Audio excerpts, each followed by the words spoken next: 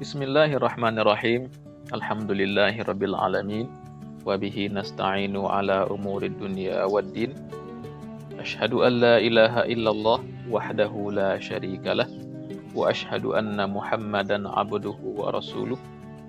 Allahumma salli wa sallim wa barik ala sayyidina wa habibina wa maulana wa syafi'ina wa qurrati a'yunina Muhammad wa ala alihi wa sahbihi wa man tabi'ahum bi ihsanin ila yaumiddin.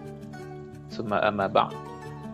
Kita lanjutkan kajian kitab Faisal At-Tafriqah Bainal Islami wa Zandaqah karya Hujjatul Islam Al-Imam Abu Hamid Al-Ghazali rahimahullahu ta'ala. Karena banyak dari anggota grup kita yang baru bergabung, maka kita akan mengulang kembali dari awal, hanya untuk mukaddimah satu paragraf sudah kita sampaikan di video yang terakhir. Sekarang kita lanjutkan kepada mukaddimah berikutnya atau lanjutan dari mukaddimah sang muhaqqiq kitab, tepatnya pada halaman 3. Jadi para anggota grup yang ingin mengikuti ini sebaiknya melihat kepada kitab, baik yang sudah di-download, dilihat di laptop atau di komputer ataupun di HP, maupun yang berniat untuk memprintnya sehingga lebih mudah untuk oret-oretnya begitu.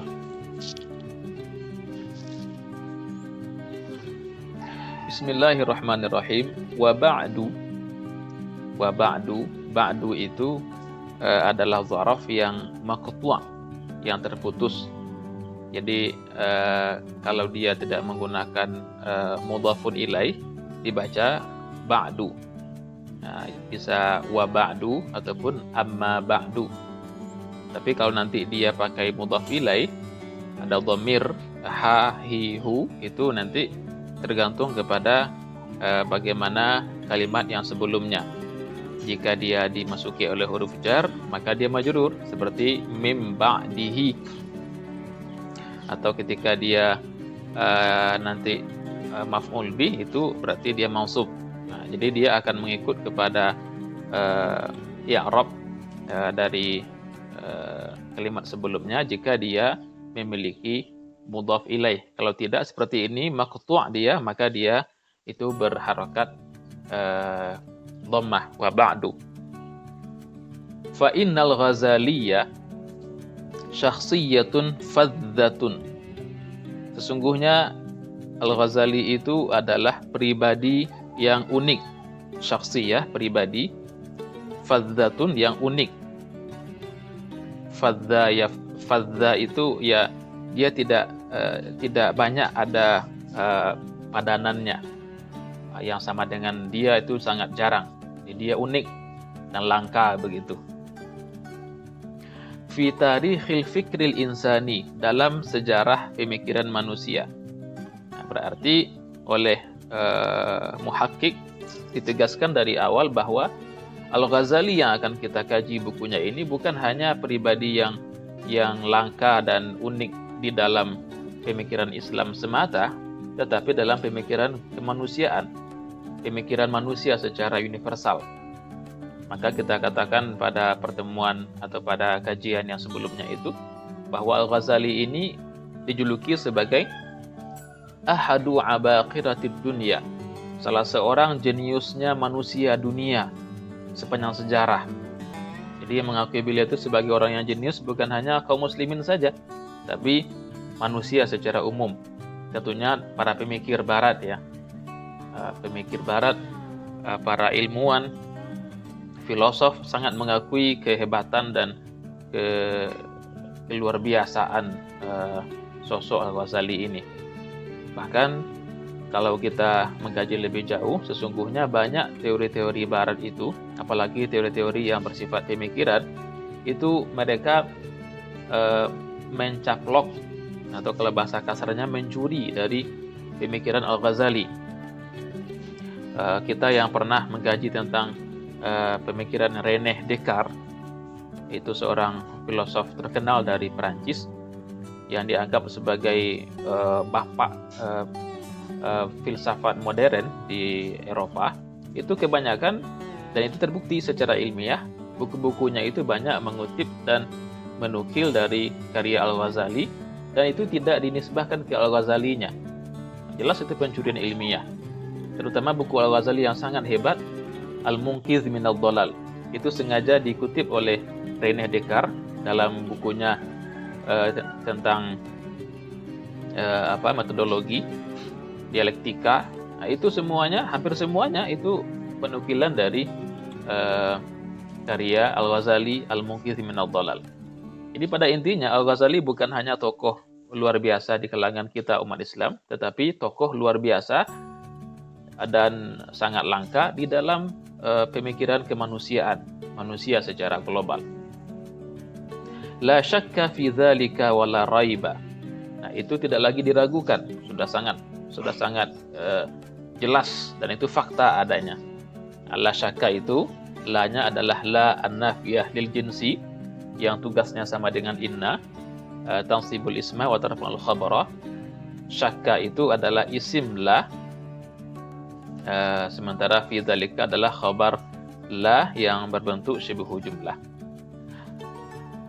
Taraha mushkilatis tsaqafati wal ma'rifati allati sadat asrahu. Taraha, ia melontarkan, atau kalau dalam bahasa yang lain melemparkan, tapi sini pasnya kita bahasakan dengan melontarkan. Mushkilatis tsaqafah, mushkilat itu adalah jamak daripada mushkilatun, jamaknya mushkilat. Nah, dia di sini sebagai maf'ul bih dari taraha yang fi'il muta'addi. Kenapa dia dibaca mushkilati bukan mushkilata? Bukankah biasanya maf'ul itu berbaris di atas? Nah, di sini karena mushkilat itu adalah bentuknya jamak muannas salim atau mulhaq bi jami' muannas salim, maka tanda nasabnya bukan fathah melainkan kasrah. Taraha mushkilatis tsaqafati, as-tsaqafati sebagai mudhaf ilaih dari mushkilat, wal ma'rifati ini ataf kepada as-tsaqafah, allati sadat asrahu. Al-Ghazali melontarkan berbagai problematika peradaban. As-tsaqafah bisa diartikan peradaban atau bisa diartikan wawasan, keilmuan. Wal ma'rifah, dan pengetahuan. Allati sadat asrahu, yang berkembang di masanya. Sada itu secara bahasa kan memimpin. Sada yasudu sayyid, jadi kata-kata sayyid itu dari sada asal katanya, pemimpin, yang memimpin. Wa syaqqa li nafsihi tariqan abra hadhil khutubil jisam. Wa syaqqa, dan dia membuka atau membelah, kalau bahasa aslinya membelah, syaqqa itu membuka untuk dirinya satu jalan, tariqan, abra melalui hadhil khutubil jisam, melalui berbagai problematika yang sangat besar. Al khutub dari khatubun, jamak khatubun berarti masalah atau problematika. Al jisam itu dari jasim yang berarti besar. Jasim itu besar. Orang kalau gemuk dikatakan jasim atau badin. Gemuk, dia berbadan begitu. Dari kata-kata jismun berarti jasad. Wastaqarra akhiran bi an wuffiqa baina mantiqil aqli wa tasawwufil qalbi. Dan kemudian beliau mendapatkan ketenangan, kenyamanan. Istaqarra itu tenang, istiqrar dari kata istaqarra yastaqiru istiqraran dalam timbangan istaf'ala, tenang. Dia mendapatkan ketenangan pada akhirnya, artinya dia mendapatkan satu bentuk model yang lebih nyaman, lebih bagus, lebih membuat dirinya tenang dan yakin. Bi'an waffaqa, mungkin sini pasnya waffaqa ya, ketika dia bisa mengkompromikan. Waffaqa itu waffaqa yuwaffiqu taufiqan, itu mengkompromikan, menyeimbangkan antara mantiqil aqli, logika akal pikiran, antara logika, wa tasawufil qalbi, dan tasawuf hati. Atau dalam bahasa lainnya antara logika dengan spiritual begitu. Intelektual dan spiritual, antara akal dan hati, antara pikiran dan perasaan, itu beliau bisa gabungkan. Karena banyak orang yang terlalu mengagungkan akal, logika, dan mengabaikan masalah hati, masalah rasa. Ada juga orang yang terlalu banyak cenderung kepada rasa yang lebih bermain dominan dalam dirinya, dan mengabaikan pertimbangan akal yang sehat atau logika yang dalam. Wa qad qala anhu Syekh Al-Maraghi. Nah, Syekh Al-Maraghi ini salah seorang Syekhul Azhar di masa dulu, rahimahullahu taala, dan beliau dikenal dengan kitabnya yang sangat terkenal, Tafsir Al-Maraghi. Ini tafsir yang dijadikan juga sebagai salah satu rujukan di beberapa pesantren, termasuk juga Dulu Tawalib menggunakan ini, Al-Maraghi ini, di samping Al-Manar karangan Rasulullah, juga Al-Maraghi. Syekh Al-Maraghi berkata tentang Al-Ghazali ini, innahu dairatu ma'arifi asri. Sesungguhnya Al-Ghazali itu adalah dairatu ma'arif. Dairatu ma'arif ini sebuah istilah dalam pengertian ensiklopedia. Dia adalah poros pengetahuan. Di dia terhimpunnya berbagai pengetahuan begitu. Kita telah sampaikan sebelumnya di pertemuan yang pertama bahwa Al-Ghazali ini luar biasa. Beliau menguasai banyak cabang keilmuan. Jadi kalau kita mendengarkan nama seorang ulama, kita akan langsung terbayangkan satu disiplin ilmu. Kalau kita mendengarkan nama misalnya Ibnu Shalah, langsung terbayang adalah ilmu hadis. Mendengarkan nama At-Tabari, yang terbayang adalah ilmu tafsir atau ilmu tarikh. Membayangkan atau mendengarkan nama Imam Asy-Syairghazi, langsung terbayang ilmu fikih. Tapi ketika mendengarkan nama Al-Ghazali, itu tidak langsung terbayang satu cabang ilmu, tapi berbagai cabang ilmu. Terbayang langsung fikih dengan karangannya yang luar biasa, ada Al-Wasit, Al-Wajiz, Al-Basit. Kemudian juga terbayang usul fikih dengan karyanya yang luar biasa, Al-Mustasfa. Terbayang juga langsung filsafat dengan karyanya Tahafut Al-Falasifah. Ilmu kalam dengan karyanya Iljamul Awam an Ilmil Kalam. Terbayang langsung ilmu tasawuf dengan karyanya sangat luar biasa hebatnya, Ihya Ulumuddin, dan sebagainya. Ini karena beliau adalah dairatu ma'arif, poros pengetahuan. Poros pengetahuan di masanya itu. Ensiklopedi begitu. Rajulun muta'attishun ila ma'rifati kulli syai'. Dialah sosok seseorang muta'attish yang begitu haus. Dari kata atisha ya'tashu, atshan, haus. Muta'attish, sangat haus. Ila ma'rifati kulli syai', untuk mengetahui apa saja. Nah, ini semangat yang harus dimiliki oleh seorang pelajar, pencari ilmu, untuk harus ada himmah, obsesi, semangat yang tak pernah kendor untuk mengetahui apa saja bentuk keilmuan. Tidak hanya ilmu-ilmu dalam bidang keislaman, tapi juga ilmu dalam segala cabang keilmuan. Apakah itu fisika, kimia, sains, seni, sastra, dan sebagainya. Karena pada akhirnya semua cabang ilmu itu adalah ilmu Islam. Nah, kita tidak mengenal ada pemisahan antara ilmu Islam dan non-Islam. Karena semua ilmu itu adalah hal yang terpuji. Jadi kita tidak boleh mengatakan, oh itu ilmu dunia, ini ilmu akhirat. Tidak, semua ilmu itu ilmu akhirat. Kalau nanti digunakan untuk kepentingan manusia banyak dan untuk mendapatkan ridha Allah Subhanahu wa taala. Maka kita mendorong apakah anak-anak kita, generasi muda kita, para remaja, adik-adik kita untuk silahkan mereka mengambil disiplin ilmu apa saja yang mereka sukai, yang mereka inginkan. Oh, mereka ingin masuk ke bidang fisika, silahkan saja, kita dorong itu. Ke kimia, kita dorong itu.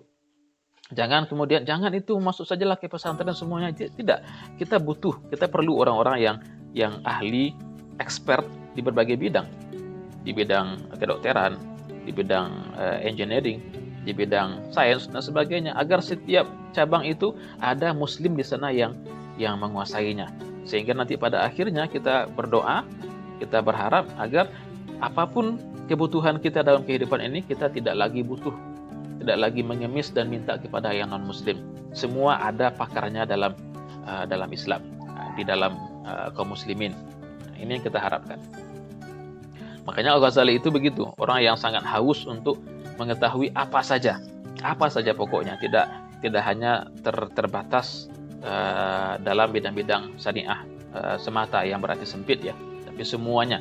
Maka beliau ketika ingin membantah kalangan falasifah, filosof Yunani, beliau tidak hanya belajar 1-2 buku, beliau mencapai tingkat yang tertinggi dalam bidang filsafat. Beliau kuasai sedalam-dalamnya filsafat itu. Nah, ketika sampai ke tingkat tertingginya, barulah beliau kemudian memberikan bantahan yang sangat telak. Itulah bukunya yang sangat terkenal, Tahafut al-Falasifah. Nah, sangat telak. Sehingga dikatakan sejak saat itu filsafat itu sudah mental, roboh gara-gara buku yang luar biasa hebatnya itu.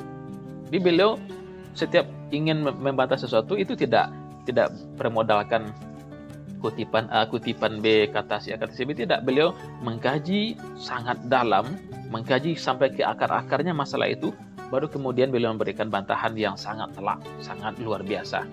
Nah, begitu harusnya kita membantah sesuatu, tidak hanya dengan modal satu berita, satu kutipan, satu buku, tidak. Kita kuasai sedalam-dalamnya, baru kemudian kita bicara mengenai hal itu. Sehingga kalau kita bicara, itu tidak sembarang bicara, memang berbobot dan dapat untuk dipertanggungjawabkan. Wa raqiba fi sabili dzalika kulla sa'bin wa khatarin. Dan beliau secara bahasa raqiba berarti mengendarai atau menaiki, menunggangi. Tapi di sini mungkin pas kita artikan dengan beliau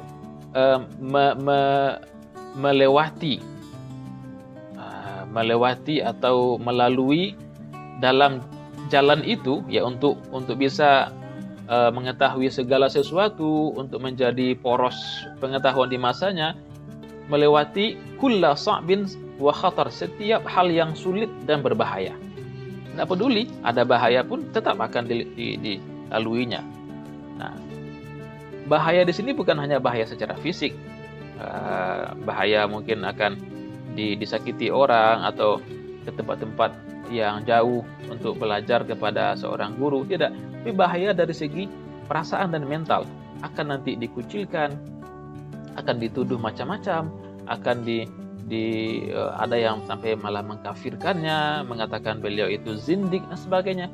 Yang penting bagi beliau harus tahu segala sesuatu dan menyampaikan kebenaran yang beliau yakini, tanpa harus takut kepada apapun celaan orang lain.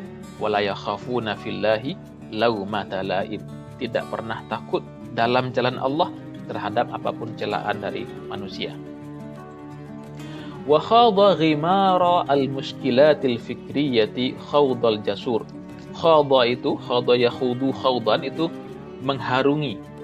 Ghimar itu katakan bahasa yang sedikit puitisnya ya, ombak atau gelombang. Sesungguhnya ghimar itu berarti ya kondisi yang tidak stabil. Beliau mengharungi gelombang atau ombak berbagai problematika pemikiran, khawdal jasur, sebagai seorang yang seperti seorang yang begitu berani dalam mengharungi gelombang yang ganas. Khawda itu masdar dari khawda, dan di sini sebagai maf'ul mutlak. Al jasur itu orang yang berani, orang yang tidak takut apa saja. Jadi ketika beliau memang bertekad untuk mendalami berbagai hal, beliau langsung masuk ke dalamnya itu tanpa ada rasa takut, ada rasa gentar, ragu-ragu, memang berani. Ya, perkara nanti ada banyak bahaya, halangan, itu sebuah hal yang alami dan wajar untuk sebuah tujuan yang tinggi. Khawda al-jasur dalam bentuk sebagai seorang yang pemberani. La khawdal jaban al-hazur, bukan pengharungan dari seorang yang penakut pengecut, al-hazur yang sangat berhati-hati, yang sangat ya kehati-hatian yang sampai kepada tahap keraguan jadinya. Nah begitu beliau memang berani. Kama wasafa nafsahu fi kitabihil Khalid al-Munqidh minadh dhalal. Seperti yang beliau telah jelaskan tentang dirinya dalam hal ini dalam bukunya yang kekal, yang sangat hebat, yaitu Al-Munqidh minadh dhalal, penyelamat dari kesesatan. Nah, di sana kita bisa baca nanti itu, kalau memang ada yang berminat, silakan nanti bukunya di-download di internet. Bagaimana beliau mencoba masuk ke berbagai pola pikir. Tidak takut nanti akan tersesat, akan nanti terpengaruh, tidak takut. Jadi beliau masuk juga ke berbagai pola pikir yang oleh kata orang banyak yang sesat. Misalnya, beliau mendengarkan dari kalangan ahli fikih bahwa kalangan batiniyah, orang-orang yang lebih menggunakan batin dalam memahami agama, tidak begitu peduli dengan zahir dari nas tekstualnya, tapi lebih kepada batinnya. Nah, ini memang sangat rentan berbahaya, karena ketika batin yang jadi patokan kan tidak bisa dia untuk diukur. Dia akan sangat liar jadinya kan, karena batin itu kan tidak bahasa yang jelas dan terukur.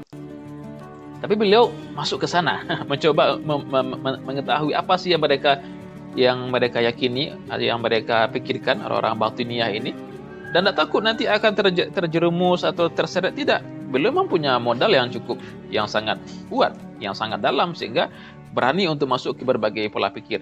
Dan nanti ketika beliau membantah batiniyah, itu bantahan orang yang mengerti batiniyah. Nah, ini yang hebatnya, bukan bantahan orang yang penonton dari jauh begitu. Kayak penonton sepak bola kan misalnya hanya komentar, ini tendang ke sana ke sini, engkau bodoh, engkau macam. Tapi dia hanya bisa komentar, dia nggak bisa untuk main bola. Ghazali ketika membantah sebuah pemikiran itu langsung masuk ke dalam pemikiran itu. Beliau kaji bagaimana pemikiran al-batiniyah itu, di mana kelebihan mereka, di mana kekurangan mereka, sehingga nanti ketika beliau membantah al-batiniyah, ada punya yang luar biasa itu dalam masalah ini, membantah al-batiniyah, itu bantahan yang sangat kuat, sehingga ketika dibantah langsung mereka itu mental begitu. Tidak ada lagi yang bisa untuk membela mereka. Bantahan yang luar biasa kuatnya. Nah, ini yang kita butuhkan sekarang. Ini yang sangat langka sekarang adanya, orang-orang yang membantah sebuah pemikiran dan dia sangat menguasai pemikiran itu sampai ke akar-akarnya. Sehingga pas dibantah itu ya bantahan yang telak sekali. Bukan bantahan dari orang yang hanya melihat-lihat dari jauh saja, penonton yang tidak mengerti permainan. Tidak begitu. Ya, sehingga wajar ketika dibantah dengan cara seperti itu, nanti akan ditertawakan oleh orang yang mengerti. Engkau nggak mengerti, engkau hanya ingin dikenal saja, hanya ingin cari nama, cari panggung, begitu. Bantahan yang memang kuat itu luar biasa, akan dihormati, bahkan pun akan dihormati oleh orang yang dibantah, karena matanya kuat. Nah, ini yang ingin kita berikan semangat kepada semua, juga kepada para talabatul ilmi, khususnya para pencari ilmu, agar ketika ingin membantah sesuatu jangan tanggung-tanggung, jangan hanya bermodalkan 1-2 pendapat atau 1-2 kitab. Tidak, kuasai itu dulu sampai ke akar-akarnya, sampai kita dianggap sebagai orang yang memang ahli di bidang itu secara mendalam, pakar begitu, baru bantah. Nah, kalau dibantah, karena ketika kita membantah setelah itu, maka bantah itu bantahannya sangat kuat, bantahan yang tidak mudah untuk dibantah lagi oleh mereka yang dibantah itu. Wa huwa minasy-syakhsiyatil ilmiyatil